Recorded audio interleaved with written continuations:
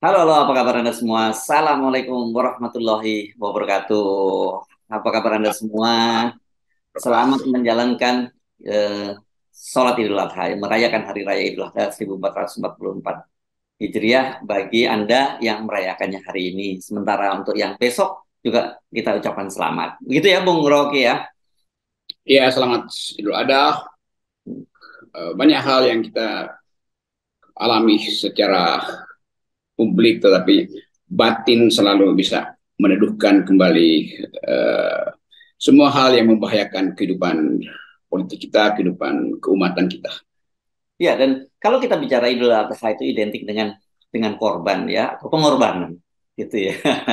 Dan saya kira kalau sekarang ini terlalu banyak orang yang korban perasaan gitu ya di dalam situasi negara begini. Saya kira itu juga bentuk pengorbanan gitu ya. Ya, banyak hal yang kita mesti tahan perasaan sebetulnya. Hmm, Karena perselisihan publik kadang-kala masuk dalam perselisihan pribadi privat. betul, Padahal betul. sebetulnya hal yang bisa diselesaikan di publik yang nggak perlu selalu melewat hukum kan. Ada aja lewat semacam percakapan dan pemaafan atau kekeliruan yang bisa saling dikoreksi itu. Jadi kalau hukum terlalu banyak dipakai itu menunjukkan bahwa persahabatan warga negara itu tidak terjadi sebetulnya. Ya, ya, ya. Dan saya kira memang eh, hari-hari ini, saya kira kita mesti bersiap-siap mungkin ya, mungkin setelah Lebaran itu prosesnya akan berjalan ya. Profesor Denny Indrayana itu kelihatannya sih akan jadi tersangka ya dalam kasus. Kalau ini tadi bukan lagi pembocoran dokumen rahasia negara, Bung Rocky, kelihatannya ada menyebar kabar hoax dan juga menimbulkan keonaran. Itu tanda-tandanya begitu karena kasusnya sekarang di Barreskrim itu sudah naik ke tingkat penyidikan. Kalau penyidikan itu kan berarti ada tersangkanya, kendati belum diumumkan siapa tersangkanya. Ya, kelihatannya Profesor Denny Indrayana akan jadi kurban politik Nah, pertama itu dia. sebagai, Ya. Tapi dia sebagai sadar, kalau dia ini jadi korban yang sadar dia kan, ya, mengorbankan diri dia, saya kira ya. betul. Ya, Denny tahu akibatnya dan dia ambil risiko itu. Karena itu sebenarnya bukan risiko. Itu mm, adalah konsekuensi dari konsekuensi. ketertutupan yang akhirnya dia buka tuh. Mm, Jadi kita akan lihat nanti hoax apa yang disebarkan Denny. Kan itu masalahnya itu. mm, mm. Tetapi kita tahu bahwa ini adalah ancaman terhadap kebebasan untuk mengorek-ngorek informasi yang disembunyikan. Ini bukan hoax, ini Ya, mengorek-ngorek informasi yang ya, ya, disembunyikan. Kan ya, itu ya. informasi publik yang kasus pembocoran Mm. Mahkamah Keputusan Konstitusi. Mahkamah. Ke Mahkamah Konstitusi, ya, ya. Sejak awal saya kira Bung Denny ini paham ya soal ini dan dia menempuh risiko itu, dia tahu konsekuensinya, begitu dia menempuh risiko dan tahu konsekuensinya karena bila tidak itu saya kira mungkin akan dampaknya jauh lebih besar. Dia tahu bahwa apa yang akan dia hadapi menurut kalkulasi dia, saya yakin itu jauh lebih kecil dibandingkan dampak. Nah, kalau kita bicara bahasa agama, manfaat dan mudorotnya lah, gitu ya. Kita lihat juga itu tentu manfaatnya lebih bagus buat demokrasi karena Yes. membuka peluang kita untuk memperdebatkan sesuatu yang sebetulnya dari awal diajukan sebagai problem konstitusional yang membahayakan demokrasi, yaitu sistem Hmm. pemilu. Kan itu inti. Ya. Jadi apa yang hoax di situ? Yang kedua, dia boleh disebut hoax kalau Denny tahu yang sebenarnya lalu dia katakan yang tidak benar kan begitu Ya. kan. Tuh Ya. Denny nggak tahu apa keputusannya kok. Jadi Denny hanya memanfaatkan energi publik untuk mengintip potensi pelanggaran demokrasi melalui putusan Mahkamah Konstitusi, dan itu yang dia ajukan sebagai tesis dia atau sebagai hipotesa itu. Tapi kemudian yang mereka yang berupaya untuk mendapat manfaat dari keputusan Mahkamah Konstitusi menganggap bahwa Denny membocorkan sesuatu. Apa yang dia bocorkan itu semua kalkulasi, jadi nggak mungkin itu jadi hoax. Itu nanti juga jadi konyol kalau dibawa ke pengadilan. Saya kira itu mesti dihentikan karena itu menghalangi semua orang untuk menjadi citizen jurnalis. Jadi bertindak sebagai citizen jurnalis untuk yang memberi informasi pada keinginan publik bahwa itu kemudian benar atau salah itu bukan soal apakah Denny memalsukan informasi, enggak. Kan kebutuhan informasi publik itu dikendalikan oleh kekuasaan tuh. Nah, karena itu saya sering katakan yang mampu untuk membuat hoax itu cuma kekuasaan. Mana bisa rakyat buat hoax? Kan Hmm. yang mengendalikan informasi kan pemerintah. Nah, karena itu pemerintah yang pasti bisa berbuat hoax, bahkan hoax yang paling paling bermutu bisa dibuat oleh pemerintah. Ya, dan kalau kemudian waktu itu pemberitaan soal Denny ini dan berbagai manuvernya itu mendapat sambutan yang luar biasa dari publik dan juga tercermin dari media-media yang secara luas memberitakannya, saya kira ini sebenarnya dia justru itu malah menunjukkan sebenarnya perasaan publik itu seperti apa yang dirasakan oleh Denny Indrayana. Dan Denny Indrayana hanya mengamplifikasinya saja gitu. Dan dia orang yang berani mengambil langkah semacam itu. Iya, sekarang kalau ditanya misalnya secara logika, yang dirugikan dengan analisis atau pemberitaan atau tulisannya Denny itu siapa? Publik. Yes. Kan publik kan bilang kita kena hoax, nggak ada publik yang merasa dia kena hoax. Ya. Yang melapor itu siapa? Ya orang yang disuruh untuk melaporkan Denny, bukan publik yang disasar oleh informasi Denny. Jadi sekali lagi ini permainan logika opini publik ini dengan mudah kita pahami bahwa ini pasti disuruh nih buat ganggu Denny. Denny siapa? Denny anggota Partai Demokrat. Partai Demokrat itu apa dalam pemilu Partai Demokrat itu? Di belakangnya ada SBY. SBY mengirimkan banyak sinyal yang menuju pada kekuasaan. Lalu dianggap bahwa kalau gitu disuruh oleh SBY itu artinya seluruh rentetan pikiran ini berujung lagi pada upaya untuk yang menghancurkan Partai Demokrat kan. Gampangnya begitu kan. Kalau mau tangkap tuh tangkap SBY kan, SBY kirim hoax. SBY bilang dia bermimpi padahal dia nggak bermimpi, dia menulis ada orang hoax jadinya. Oke, tapi kan begini ya, sebenarnya makanya saya sebut kenapa Denny tadi merepresentasi publik, kan selama ini sesungguhnya publik itu frustrasi ya. Coba misalnya misalkan setiap kali ada pembahasan perundang-undangan di DPR, proses legislasi, macam-macam lah, mulai omnibus law, mau yang lain-lain undang-undangnya kan. Kemudian ketika disampaikan begitu, mereka selalu menjawabnya, ya nanti kalau tidak puas, bahwa gugat saja di Mahkamah Konstitusi. Kan seperti itu selalu pernyataan dari pejabat publik. Dan kemudian kita tahu bahwa bagaimana proses di Mahkamah Konstitusi seperti apa. Karena juga di sana juga sudah di-setel. Bahkan ada seorang teman secara bercanda menyebutkan, hebat ya pemerintahan sekarang itu. Kenapa? Di-setel itu posisinya selalu ada yang dissenting opinion di Mahkamah Konstitusi. Ada yang menyatakan begitu. Kenapa kan? Dan tapi pasti kalah. Tapi kan setidaknya ada yang dissenting opinion gitu. Ini kan menunjukkan bagaimana orang sudah skeptis terhadap lembaga itu. Dan kemudian tiba-tiba kita diminta berharap ya tunggu saja keputusan Mahkamah Konstitusi. Orang-orang seperti Denny yang tahu seperti ini, kemudian dia melakukan intercept kan begitu. Jadi kalau mau diterangkan yang hoax, penyebar hoax itu siapa tuh? Satu presiden, yang banyak bohongnya itu. Dua Mahkamah Konstitusi. Mahkamah Konstitusi penyebar hoax. Karena Mahkamah Konstitusi sebelum bikin putusan pun udah bikin rakyat nggak percaya. Jadi, jadi sebetulnya itu udah pre-hoax sudah terjadi itu. Jadi itu intinya.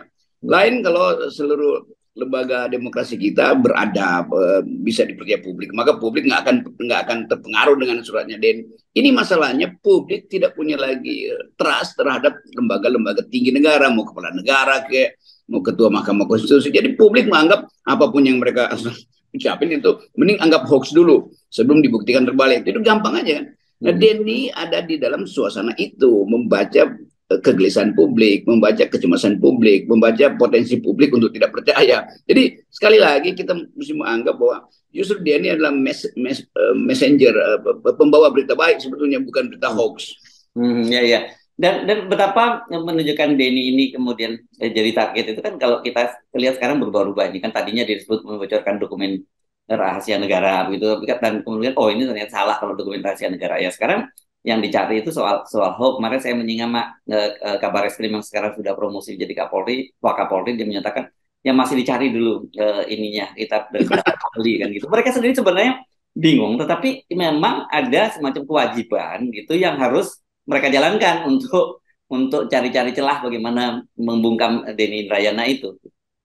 Ya itu intinya pembungkaman, dan pembungkaman ini kan terkait dengan duel politik antara Demokrat dan Istana yang SBY lakukan terus-menerus kan. Jadi Pak SBY lagi kirim sinyal bahwa Istana itu ya semacam sarang ketidakadilan atau sarang dari arogansi kekuasaan. Tetapi SBY memoles itu dalam bentuk satire, dalam bentuk sinopsis-sinopsis yang abstrak tuh, sehingga memerlukan interpretasi. Denny nggak mungkin pakai cara itu karena dia lawyer, dia mesti terangkan apa yang dipikirkan, apa yang dihipotesakan itu tentang potensi pemburukan demokrasi karena ugal-ugalan di Mahkamah Konstitusi. Menyebut Mahkamah Konstitusi ugal-ugalan, ya memang dari awal Mahkamah itu Mahkamah yang ugal-ugalan. Nanti kita dianggap menghina mahkamah lagi. Bukan, kita bisa tunjukkan bagaimana inkonsistensi Mahkamah Konstitusi dalam banyak putusannya itu kan. Begitu ada tekanan dia berubah. Begitu ada permintaan rakyat dia seolah-olah pro rakyat. Padahal sebetulnya disuruh untuk pro rakyat, bukan karena independensi dia kan. Jadi imparsialitas Mahkamah Konstitusi udah hilang. Kenapa? Karena selalu terkait dengan pesan kekuasaan. Jadi sebetulnya dari awal saya terangkan tadi, Mahkamah Konstitusi itu potensi dimanfaatkan oleh kekuasaan untuk membuat hoax. Bahkan sebagai potensi aja dia udah lakukan itu. Nah itu sebetulnya yang mau kita luruskan, bahwa dalam sistem yang peradaban demokrasinya tinggi, semua orang bisa bikin hoax bahkan di dalam perusahaan politik, dan nggak ada yang dilaporkan di situ. Itu kan pertandingan opini publik aja. Hoax itu berbahaya kalau soal pribadi orang dibuka dengan maksud kejahatan pribadi personal. Kalau kejahatan publik nggak ada yang disebut kejahatan publik.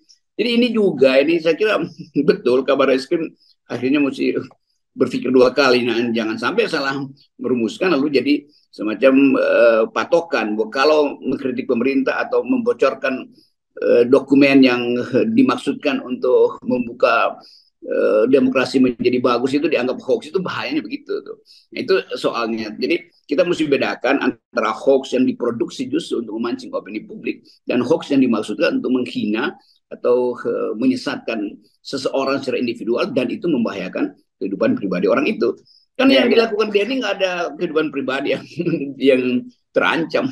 Ya, ya. Kan mungkin bisa kita analogikan ini ya, mungkin meskipun nggak tertib kan, Denny cuma mengingatkan misalnya hati-hati loh ya, nanti akan ada pencurian. Nah begitu gitu. Tapi begitu di rumah ini yang akan dicuri gitu. Nah begitu dia mau itu kan pencurinya tahu loh, sudah diumumin duluan, dia kemudian nggak jadi loh, kan nggak jadi, dan kemudian orang yang menyatakan itu dia dianggap menyebar hoax karena ternyata tidak ada pencurian kan begitu.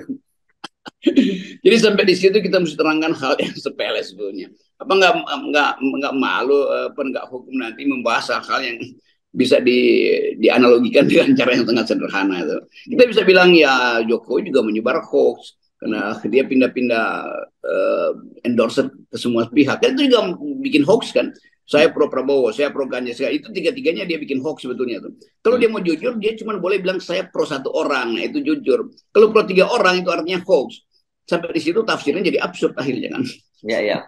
Oke, tapi kan kita sudah menduga bahwa ini targetnya untuk membungkam lah, katakanlah begitu ya, Bung Rocky itu. Tapi kalau kita bicara hukum, itu kan hukum itu tujuan utama tentu saja selain menjaga ketertiban, ada kalau dalam kasus tertentu itu untuk memberi efek jerah.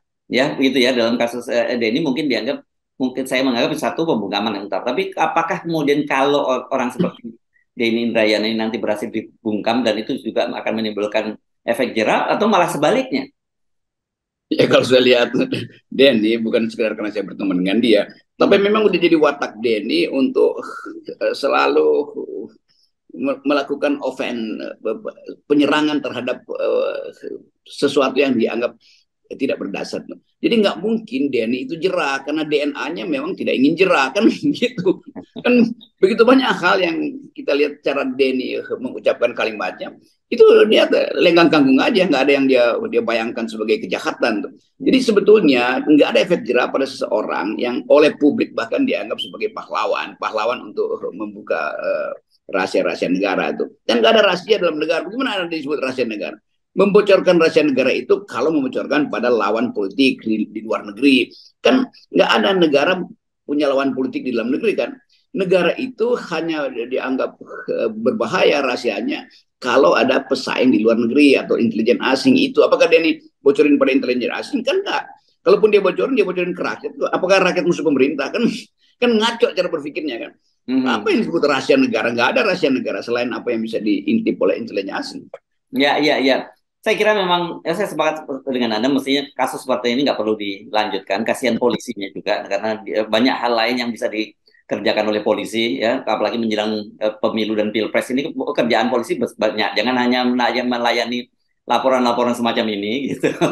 Dan yang kemudian juga yang kita justru kalau targetnya untuk membuat jerah mungkin malah nggak akan jerah, itu malah akan dijadikan panggung politik ini buat panggung, ya kan? Karena sampai sekarang saja udah kalau nggak salah ada 45 pengacara atau siapa yang mendampingi, dan pengacara-pengacara yang tahu betul dia bagaimana memanfaatkan panggung-panggung politik ini, dan ini malah bisa menimbulkan destabilitas untuk kekuasaan.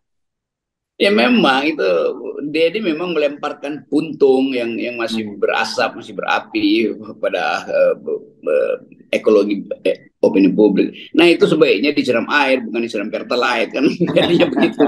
Jadi kalau sekali masuk pengadilan itu DNA akan dapat dukungan banyak dan susah madamin lagi api Hmm. yang disulut oleh kegelisahan publik. Publik pasti akan menyulut itu dan itu efeknya juga pada Pak Jokowi nanti itu dan berkali-kali orang akan anggap bahwa itu Jokowi setiap 2 detik nyebar hoax itu akan dianggap begitu dan gak Hmm. diapa-apain. Jadi Hmm. kembali lagi polisi justru lagi lakukan pembenahan termasuk membenahi cara berpikir tentang hubungan antara demokrasi dan hukum, apakah itu penghinaan, apa itu makar segala macam. Ditambah dengan kasus sepele begini ya bosan lah Pak polisi itu ngapain sih beginian mesti kami sidik lagi tuh. Itu intinya. Yes, oke. Jadi saya kira ini hanya sekedar saran dari kita ya, mau didengar syukur atau tidak syukur, tapi kan kita tahu ini kasusnya kasus politik, gitu. Tentu saja ini opini politik penting dan polisi sekali lagi ya harusnya bertindak berdasarkan hukum saja, jangan hanya pada opini politik atau pesanan politik. Betul, jadi Pak Polisi harus bijak dan pasti akan bijak. Saya kira ini akan ditolak nih karena konsekuensi juga polisi dianggap ngapain cawe-cawe dalam soal-soal persaingan aja kan. Jangan Ya, cawe-cawe itu terkena pada polisi itu gitu. Kalam ya. buat Pak Sigit. Ya, dan saya kira kita perlu merasa ikut cawe-cawe karena ini untuk kepentingan publik ya, Bung Rocky, dan cawe-cawe kita melalui 0% gitu ya. Ya ini nih cawe-cawe 0% itu yang beretika. Yes, oke, thank you, Bung Rocky. Ya. Yeah.